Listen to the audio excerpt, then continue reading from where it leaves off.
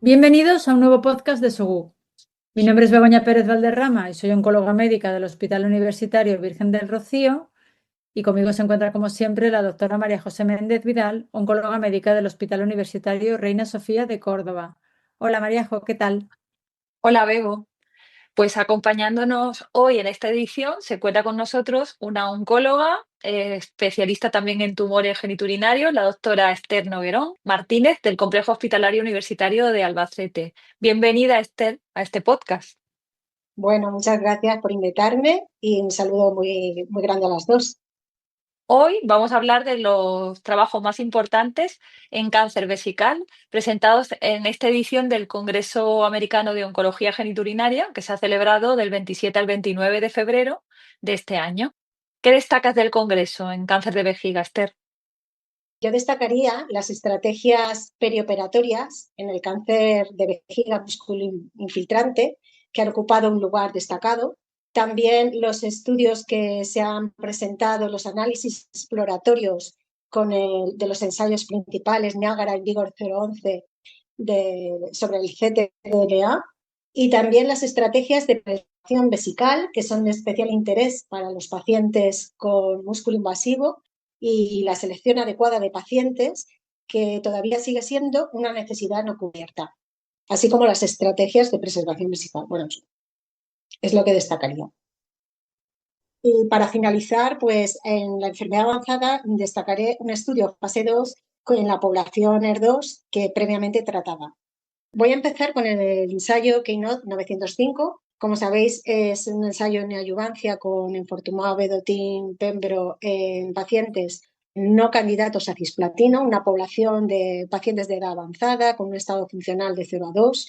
Los pacientes se aleatorizaron a enfortumab vedotin pembro 3 ciclos, después cirugía y seguido con 6 ciclos de enfortumab pembro en adjuvancia más 14 ciclos de pembrolizumab versus solamente cirugía, que es el tratamiento estándar en pacientes no candidatos a cisplatino.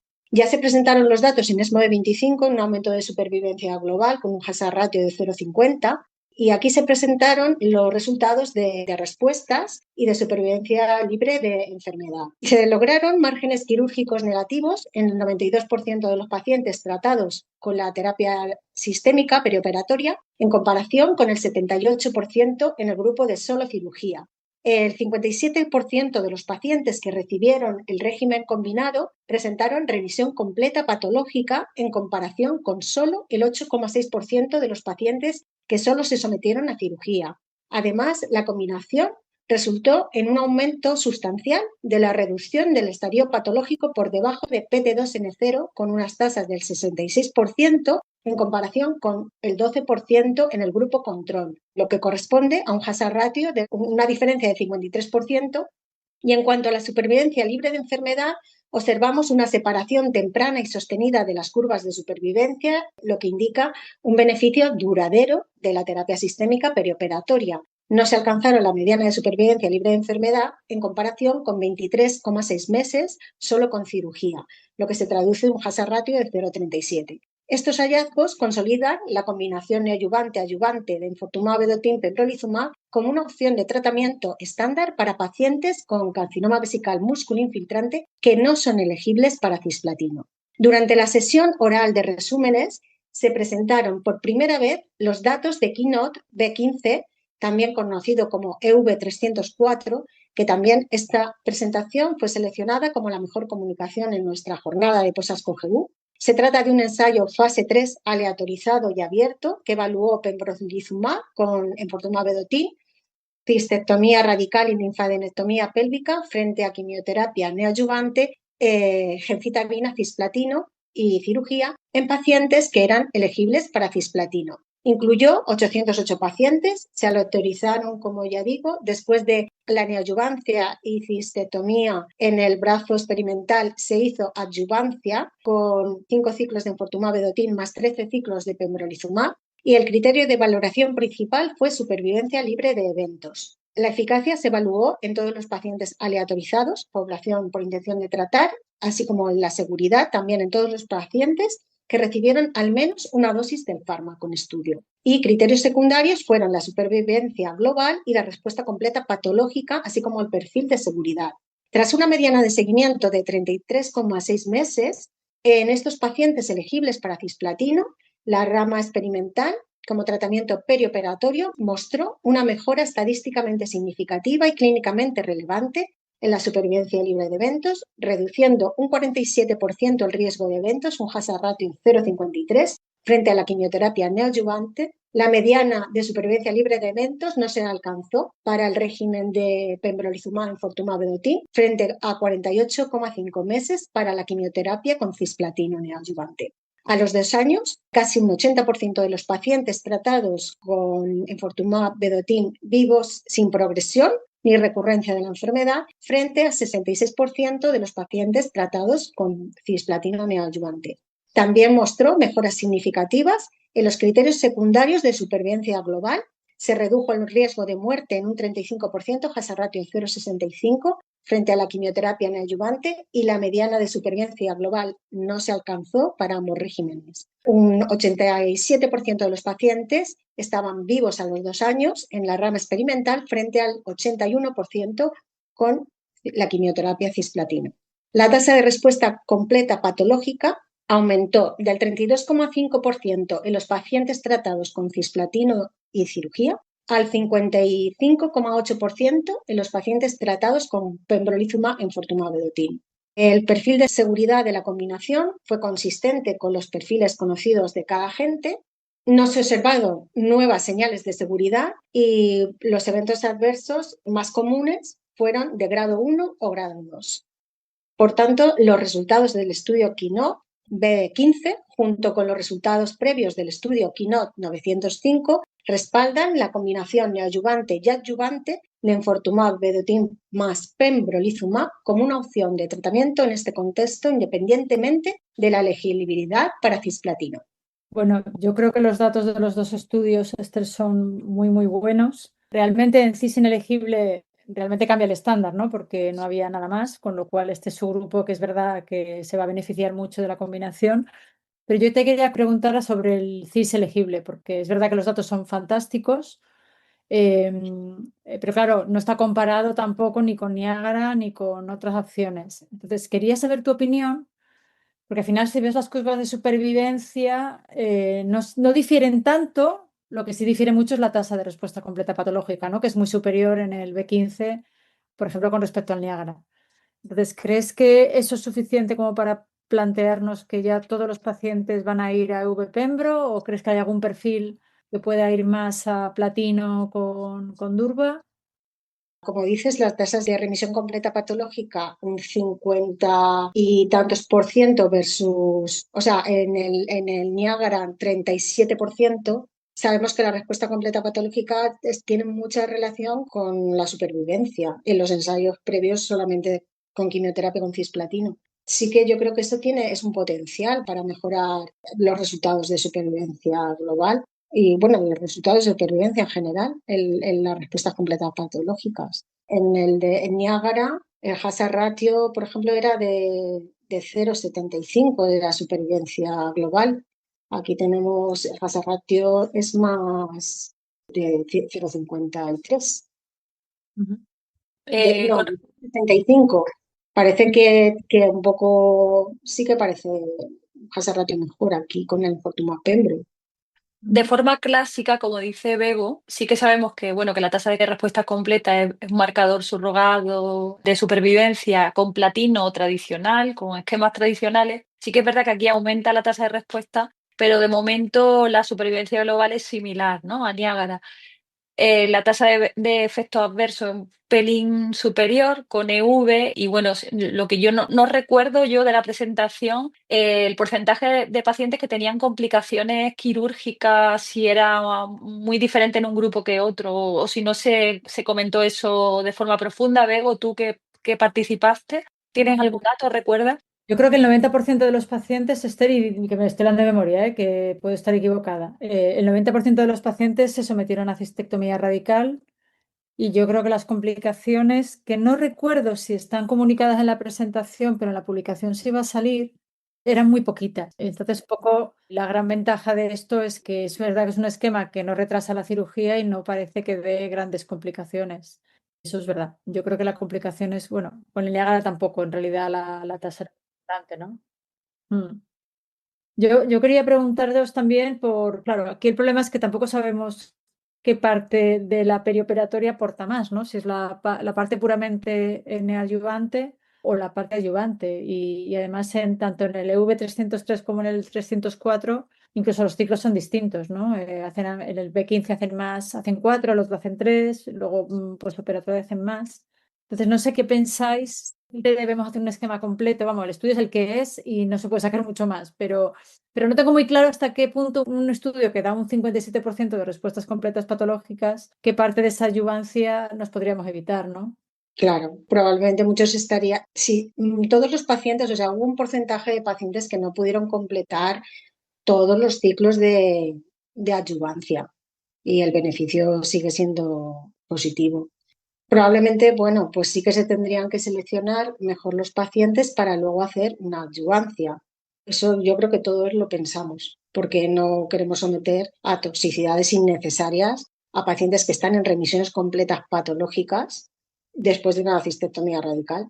Pero de todas formas, en el estudio yo creo que hubo un gran porcentaje de pacientes, que ahora no tengo aquí el dato exacto, que no pudieron completar la adyuvancia. Y el beneficio sigue siendo mejor. Ujú. Yo creo que podemos continuar, ¿no? Sí. Pasamos ahora a los análisis exploratorios sobre el papel pronóstico del ctDNA y su potencial en la terapia guiada.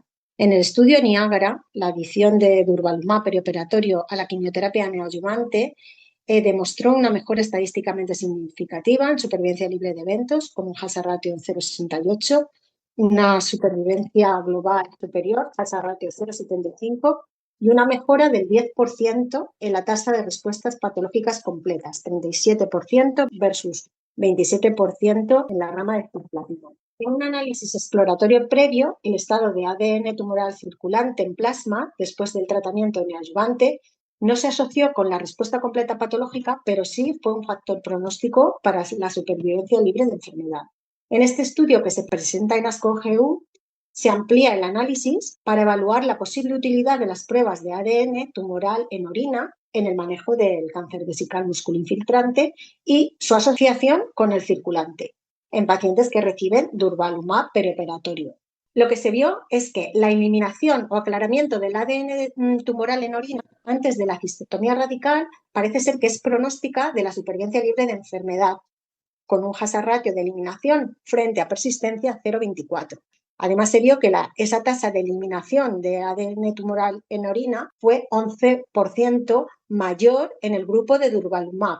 El estado de ADN tumoral en orina negativo antes de la cistectomía se asoció con una mayor probabilidad de respuesta completa patológica, arroja una cifra de un 72%. El estado dual negativo, tanto de DNA tumoral en orina como en plasma antes de la cirugía, predijo la mejor supervivencia libre de eventos a los 24 meses, con una cifra de 90% de supervivencia libre de eventos a los 2 años. Estos hallazgos sugieren que el ADN tumoral en orina y el ADN tumoral en plasma pueden proporcionar información pronóstica complementaria y podrían orientar el tratamiento futuro del cáncer de vejiga musculoinvasivo. En la sesión B de los resúmenes orales se presentó análisis exploratorio de la dinámica del DNA tumoral circulante en el ensayo InVigor 011, un ensayo con atezolizumab adyuvante guiado por ADN tumoral circulante. Previamente, el atezolizumab adyuvante demostró mejoras estadísticamente significativas en la supervivencia libre de enfermedad y la supervivencia global en comparación con placebo en pacientes con cáncer de vejiga que tenían un DNA tumoral positivo mediante pruebas seriadas. Y se vio que la mayoría de los pacientes presentaron DNA tumoral positivo en las 24 semanas posteriores a la cistectomía. Y la positividad tardía del ADN circular tumoral se asoció con una baja concentración basal. He de decir que en este estudio los pacientes que se habían sometido a cistectomía radical se les hacían pruebas seriadas de ADN tumoral circulante durante un año después de la cistectomía. Cuando este ADN, si era negativo, los pacientes se mantenían en vigilancia y si alguna vez se hacían positivos, entonces se aleatorizaban a atezolizumab o a vigilancia. Aquí lo que se vio es que las concentraciones más altas de DNA tumoral circulante y la positividad temprana del ADN tumoral se asociaron con peores resultados y aquellos con un estado de ADN tumoral negativo persistente tuvieron un bajo riesgo de recurrencia o muerte. En pacientes con ADN positivo, lo que se vio es que en los pacientes que se trataban con atezolizumab, este beneficio en supervivencia se veía independientemente del momento de la positividad o la concentración. Además, también se vio que el atezolizumab promueve la reducción y la eliminación del ADN tumoral y además se asocia con una mejor supervivencia libre de enfermedad, está en mayor porcentaje de eliminación. Ahora pasemos a las estrategias de preservación vesical enfocados en la selección adecuada de pacientes, que, como hemos dicho antes, sigue siendo una necesidad no cubierta. El doctor Becky presentó el análisis final de SunRISe-2, un estudio de superioridad de fase 3, abierto y aleatorizado. Los pacientes con cáncer de vejiga músculo invasivo T2, T4A, M0, M0, que rechazaron o no fueron elegibles para una cistectomía radical, se aleatorizaron 1-1 a un sistema intravesical de gencitabina, conocido también como TAR-200, más una inmunoterapia anti-PD1 cetrelumab intravenoso o quimiorradioterapia concurrente con cisplatino o bien con gencitabina, y el criterio de valoración principal fue la supervivencia libre de eventos con vejiga intacta. El ensayo SunRISe-2 se interrumpió prematuramente por futilidad, según la tasa de respuestas en la semana 18. Esa tasa de respuestas no superó al grupo de quimiorradio, una respuesta global del 56,7% en el grupo experimental versus 65% en el grupo de quimiorradio. Sí que hubo un elevado respuestas completas del 50,7% en los pacientes del grupo 1, pero tampoco superó a las 59,4% de respuestas completas en los pacientes con quimiorradio. Tampoco demostró un beneficio en la supervivencia libre de metástasis ni en la supervivencia global, en comparación con la quimiorradioterapia. En los pacientes que lograron una respuesta completa en la semana 18, se vio que la supervivencia libre de eventos con vejiga intacta fue comparable entre ambos grupos, más del 80% a los 12 meses estaban libres de eventos con vejiga intacta. Podemos concluir que el ensayo SunRISe-2 encontró que TAR-200 más inmunoterapia no superó la quimiorradioterapia en el cáncer de vejiga, y lo que resalta la importancia de estudios negativos para guiar la práctica clínica. En la sesión del Comité Multidisciplinario de Tumores sobre Preservación Vesical, una presentación del doctor Melena que analiza los resultados del ensayo fase 2 INDIBLADE, que evalúa la inducción con ipilimumab y nivolumab, seguida de la consolidación con quimiorradioterapia como tratamiento de conservación de la vejiga en estadios 2-3. Se incluyeron 50 pacientes entre febrero del 2022 y febrero del 2024, y el objetivo primario es supervivencia libre de eventos con vejiga intacta a los 2 años. Objetivos secundarios: supervivencia global, seguridad y análisis de ctDNA. El objetivo se ha cumplido, una supervivencia libre de eventos a los 2 años del 78%, superando las expectativas históricas y ofreciendo una alternativa curativa sin cistectomía. Una supervivencia global del 96%. Además, los pacientes con ADN tumoral circulante negativo al inicio o después de la inmunoterapia de inducción tuvieron una supervivencia libre de eventos con vejiga intacta a 2 años del 88% y el 88,4% respectivamente. Y aquellos con persistencia molecular de ADN positivo presentaron recaídas significativamente mayores. Por tanto, el estatus del DNA tumoral circulante posinducción emerge como un biomarcador para personalizar el tratamiento, identificando a aquellos pacientes con mayor probabilidad de conservar la vejiga exitosamente. Pasemos a estrategias de preservación de la vejiga adaptada a la respuesta y presentamos el trabajo de la doctora Puja Gatalia. Se abordó un análisis integrado de los ensayos RETAIN que evaluaron ADN tumoral circulante para guiar la preservación vesical adaptada a la respuesta en el cáncer de vejiga con invasión muscular. Si bien el ADN tumoral circulante tiene un valor pronóstico en pacientes sometidos a cistectomía, se desconoce cuál es su papel en la selección o el seguimiento de pacientes en vigilancia activa. El primer ensayo RETEN-1 evaluó neoadjuvancia en BAC dosis densas, se publicó el año pasado y fue un ejemplo de este tipo de ensayos adaptados a la respuesta para identificar pacientes candidatos a vigilancia activa tras la quimioterapia neoadjuvante. En RETEN-2 emplea un enfoque similar, pero incorpora el nivolumab que lo añade a 3 ciclos de MVAC dosis densa. En los ensayos consisten, primero, en las muestras de la biopsia de RTU detectan mutaciones en ATM, ERC2 o RB1, en las cuales habían demostrado respuesta a la quimioterapia basada en cisplatino.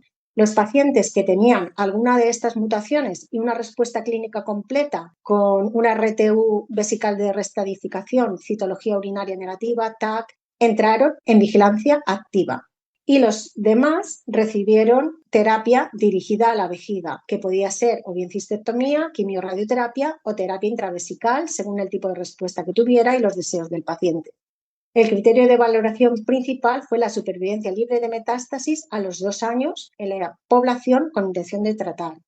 48 pacientes en el grupo de intervención, 36 se sometieron a cistectomía radical, el 46% de estos presentaban un estadio PT0 después de la cistectomía y el 63% un estadio menor o igual a PT1. 10 pacientes recibieron quimiorradio y 3 recibieron terapia intravesical y 23 pacientes iniciaron vigilancia activa según el protocolo. Entre los pacientes con vigilancia activa, 8 presentaron recurrencia del cáncer de vejiga, 3 desarrollaron metástasis y 4 necesitaron cistectomía de rescate. El ensayo cumplió su criterio de valoración principal con una supervivencia libre de metástasis estimada a 2 años para todos los pacientes del 83%. El 68% de los pacientes en vigilancia activa no presentó metástasis y mantuvo la vejiga intacta y sin irradiación durante un seguimiento de unos 32 meses. Estos resultados respaldan una estrategia de preservación vesical adaptada a la respuesta, pero estos subgrupos de pacientes que en vigilancia activa la mayoría evolucionaron bien, pero algunos tuvieron que someterse a cistectomías, nos indica que todavía se necesita mejorar los protocolos de neoadjuvancia. Lo que ella presenta es el análisis del ADN circulante en la población de RETEN-1 y RETEN-2 en aproximadamente unos 111 pacientes para los que disponían los datos de ADN circulante.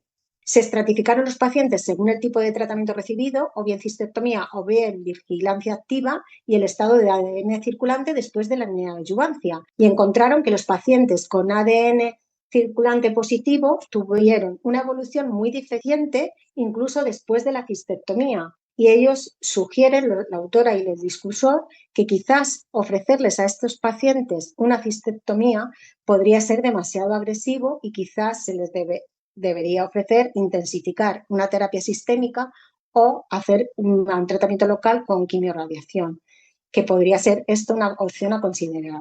Por el contrario, los pacientes con ADN tumoral circulante negativo experimentaron una supervivencia libre de metástasis favorable independientemente de si se sometieron a cistectomía o a vigilancia activa. Por lo tanto, no se pueden sacar conclusiones definitivas con estos datos, pero sí nos ayuda a concluir que los pacientes con ADN circulante negativo, que tampoco presentan enfermedad residual en la vejiga a la restadificación clínica, se les podría ofrecer una vigilancia activa y evitar la cistectomía al menos inmediata. Y el ADN tumoral circulante complementa la evaluación clínica estándar y puede orientar futuras estrategias de preservación vesical. Hasta aquí la parte de preservación vesical. Esther, ¿te han sorprendido un poco los datos del Sunrise? Porque la verdad que todo el mundo tenía como mucha esperanza, ¿no? Que los dispositivos estos a nivel músculo invasivo local, sí podría no favorecer esta preservación vesical, ¿no? ¿Qué te parece? Bueno, los dispositivos de gencitabina, el TAR 200, que está aprobado, creo, por la FDA para los no invasivos, para evitar, bueno, los de alto riesgo y en refractarios a la BCG. Sí, bueno, tenemos un ensayo previo, el Sunrise 4, que se vieron unos resultados de respuestas muy prometedores y sí que parecía que podía mejorar, pero está en la realidad. Sí que tienen una alta respuesta completa patológica y en estos la supervivencia libre de enfermedad con vejiga intacta pues es similar a la quimiorradio, pero bueno, los datos son los que hay. Luego también la quimiorradio, pues es un tratamiento que nosotros, bueno, lo utilizan los oncólogos en la práctica habitual. Es un tratamiento más corto, de 6 semanas, y en este otro, pues la verdad es que los dispositivos intravesicales tenemos que, claro, ya no es un tratamiento, es un tratamiento más multidisciplinar, donde tienen que, y más difícil, yo creo, también de gestionar, porque tenemos que contar con los urólogos, Mm. por supuesto, y luego lleva un tratamiento con una inmunoterapia que también tiene que llevar el paciente durante muchos meses y también, bueno, pues es un tratamiento más largo y se tiene que someter también a unos riesgos de toxicidad durante Sí. más tiempo. Mm. Y con respecto al ctDNA para preservar, porque se ha hablado mucho en este congreso y últimamente es verdad que es algo muy recurrente, incluso estrategias de ensayos que se están diseñando. ¿Te fiarías para preservar vejiga en pacientes que han hecho solo una terapia sistémica? ¿Confiarías lo suficiente? ¿Crees que está suficientemente validado el ctDNA como para dejar intacta la vejiga después de un tratamiento sistémico y no hacer nada más?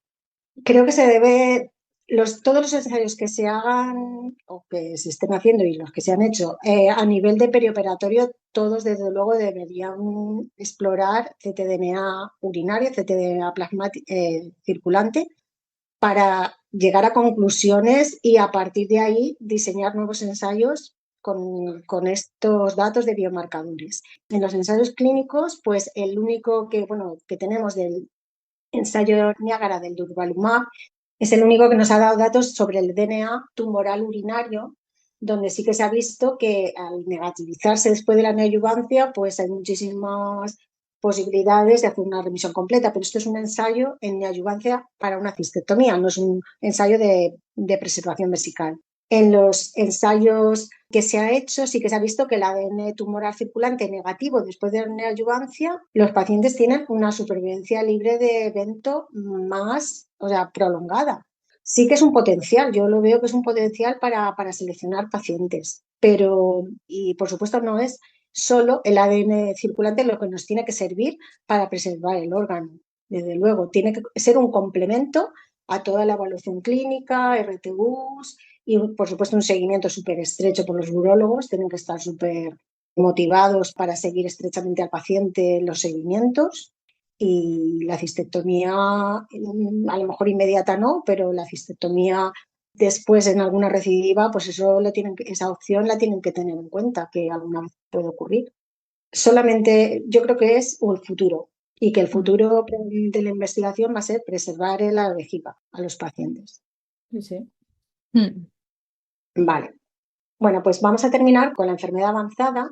El doctor Thomas Paul presentó los resultados del estudio fase 2 de Isitimab vedotin en carcinoma uroterial avanzado con expresión ER2 previamente tratado. Es un anticuerpo conjugado dirigido a ER2, conjugado con un agente MMAE similar a enfortumab vedotin. En el ensayo eran pacientes pretratados, no estaba permitido enfortumab vedotin, con lo cual estos resultados a lo mejor en el panorama actual no sabemos cómo lo vamos a encajar.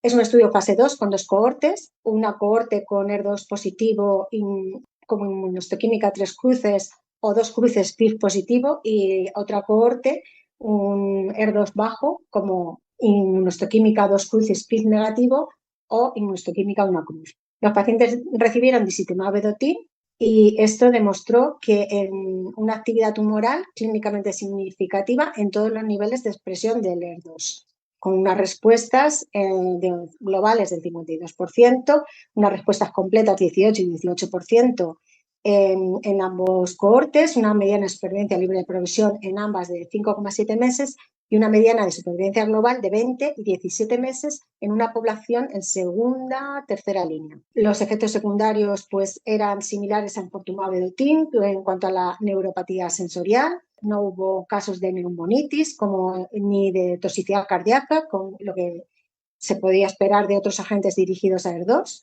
Y actualmente, bueno, se va a terminar un ensayo fase 3 en primera línea con lisitumab vedotin pembrolizumab versus el Javelin Bladder en pacientes con enfermedad avanzada. Mis conclusiones de ASCO-GU en cáncer de vejiga: en la era de la medicina de precisión, identificar biomarcadores predictivos se ha convertido en una prioridad.